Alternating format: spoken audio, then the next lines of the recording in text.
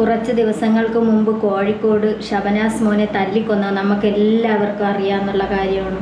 കൂട്ടത്തോടെ 5-6 ക്രിമിനൽസുകൾ ആ പൊന്നു മോനെ തല്ലി ചതച്ച് അവശ്യ നിലയിലാക്കി ആ കുട്ടിയെ അങ്ങേയറ്റം ഇടിച്ച് പഞ്ചറാക്കി, തലയ്ക്കും നെഞ്ചിലും എല്ലായിടത്തും ഇടിച്ച് പഞ്ചറാക്കി ആ കുട്ടി ഉടനെ മരണപ്പെടുകയും ചെയ്തു. അത് അത്ര ക്രൂരമായിട്ട് അതിനെ കൊലപ്പെടുത്തിയ ആ ക്രിമിനൽസുകൾ ഇപ്പം അവിടെ ജയിലിൽ ചെന്ന് കിടന്ന് അവന്മാർ തിന്ന് ക്ലാച്ച് വെച്ചുകൊണ്ട് കിടക്കണം. ഇങ്ങനെയുള്ള ക്രിമിനൽസുകളിനെയൊക്കെ വളർത്തണ മാതാപിതാക്കൾക്ക് വേണം അതിൻ്റേതായ ശിക്ഷ കൊടുക്കാൻ. ഈ മാതാപിതാക്കൾ കുഞ്ഞിലേ തന്നെ മക്കളെ പഠിപ്പിക്കണം, എങ്ങനെയാണ് അവരെ വളർത്തിക്കൊണ്ടുവരണം, ആ ചിട്ടയോടുകൂടിയാണ് അവർ വളർന്നു വരുന്നത്.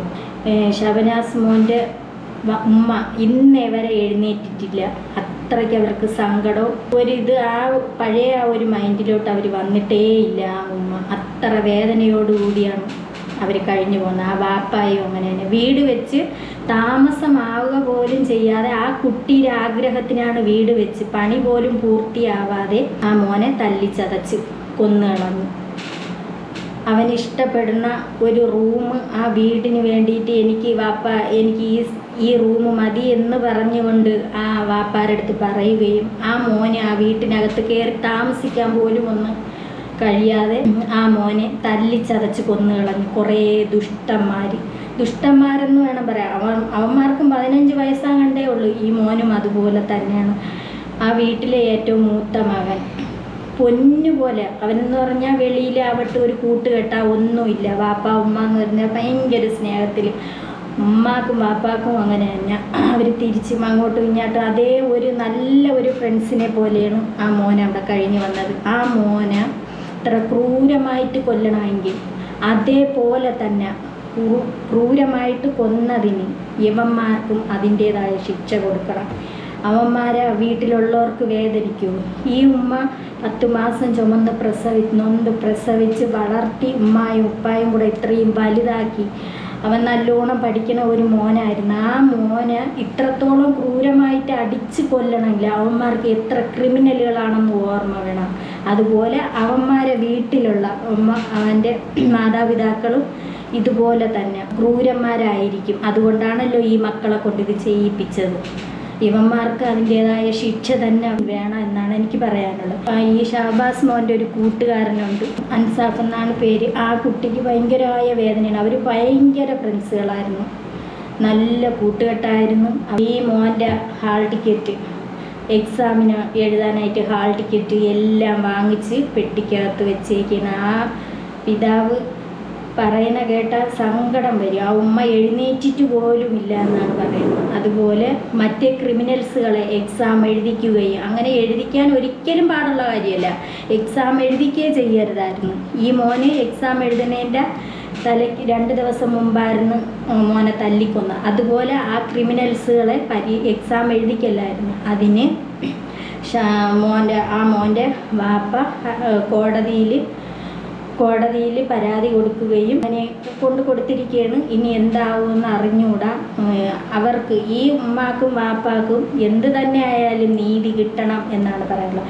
യവന്മാരെ ജീവിതകാലം മുഴുവനും ജയിലഴികളിൽ അവിടെ തന്നെ കിടക്കണം. അവന്മാരെ ഇറക്കി വിടരുത്. ഈ ദുഷ്ടന്മാരെ, ഇങ്ങനത്തെ ക്രിമിനൽ മൈൻഡുള്ളവന്മാരെ പരീക്ഷ എഴുതിപ്പിക്കുക പോലും ചെയ്യരുതായിരുന്നു. അതുപോലെ വെളിയിൽ ഇറക്കി പോലും വിടരുത്. യുവന്മാർക്ക് കടുത്ത ശിക്ഷ തന്നെ വാങ്ങിച്ചു കൊടുക്കണം എന്നാണ് പറയാനുള്ളത്.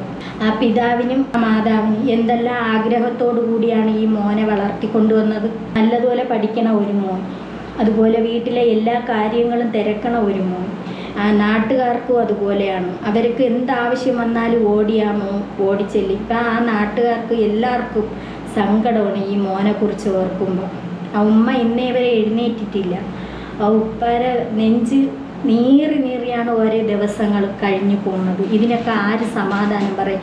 ആര് ഉത്തരം പറയും? ഇതിൻ്റെയൊക്കെ ഉത്തരം നമ്മുടെ നിയമം നല്ലതായാൽ മാത്രമേ ആ ക്രിമിനൽസുകൾ അവിടെ നിന്ന് ഇറക്കി വിടാതിരിക്കൂ. അവന്മാർ ജീവിതം ഇനി എത്ര 100 വയസ്സ് വരെയാണെങ്കിൽ ആ 100 വയസ്സ് വരെ അവന്മാർ അതിനെ എണ്ണണം. അല്ലാതെ പിന്നെ അവിടെ നിന്ന് ഇറക്കി കൊണ്ടുവരെ ഒന്നും ചെയ്യാൻ പാടില്ല.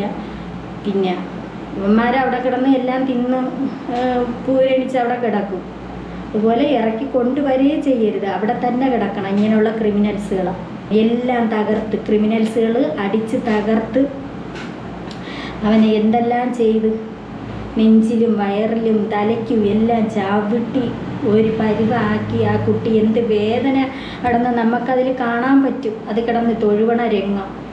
യവന്മാരെ അതുപോലെ ശിക്ഷിക്കണം. ഇങ്ങനെയുള്ള ക്രിമിനൽസുകളെ വളർത്തണ മാതാപിതാക്കൾക്ക് അവരെ അതുപോലെ തന്നെ ശിക്ഷിക്കുക തന്നെ ചെയ്യണം. അവർക്ക് വേദന ഉണ്ടാവുമോ? അവരെ മോനെ മക്കളെ ഇതുപോലെ ചെയ്താൽ അവർക്ക് വേദന ഉണ്ടാവും. അതുപോലെയാണ് ഈ ഉമ്മാക്കും വാപ്പാക്കും വേദന ഉണ്ടാവും. ഏതൊരു മാതാപിതാക്കൾക്കായാലും മക്കളെ വളർത്തുമ്പോൾ അതിൻ്റേതായ വേദനകൾ അവരെന്തുമാത്രം സഹിച്ചാണ് അവർ വളർത്തി മുന്നോട്ട് കൊണ്ടുപോണത്. സ്കൂളിൽ കൊണ്ടുവന്ന് അവിടെ കിടന്ന് തല്ലി ചതച്ച് കൊല്ലണം എന്ന് വെച്ചാൽ ഇതെന്തേലും അട്ടയെ പുഴുവായിരുന്നെങ്കിൽ ശരിയാണ്, അതിനും ജീവനുള്ളതാണ്, അട്ടയ്ക്കും പുഴുവിനും.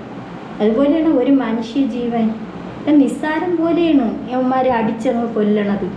ഇവന്മാരെ അതുപോലെ അടിച്ച് തല്ലി ചതയ്ക്കണമായിരുന്നു. പ്രായമൊന്നും അവിടെ നോക്കരുത്. ജനങ്ങൾ പെരുമാറിയിട്ട് വിട്ടുകൊടുക്കണമായിരുന്നു പോലീസിന് ഇവന്മാരെ എല്ലാ എണ്ണത്തിനെയും കൂടെ. ഇങ്ങനെയുള്ള ക്രിമിനൽസുകളെ പിന്നെ വെച്ചേക്കാത്തതാണ് നല്ലത്. അമ്മമാർക്കറിയാം അതിൻ്റേതായ ശിക്ഷ കിട്ടൂലെന്ന്. അതുകൊണ്ടാണ് അവരിങ്ങനെയൊക്കെ ചെയ്തത്. അമ്മക്കും വാപ്പാക്കും നല്ല സമാധാനം കൊടുക്കട്ടെ എന്നാണ് എനിക്ക് പറയാനുള്ളത്. ഇനിയെങ്കിലും ഇങ്ങനെയെങ്കിലും സംഭവിക്കാതിരിക്കട്ടെ എന്ന് പ്രാർത്ഥിക്കുക.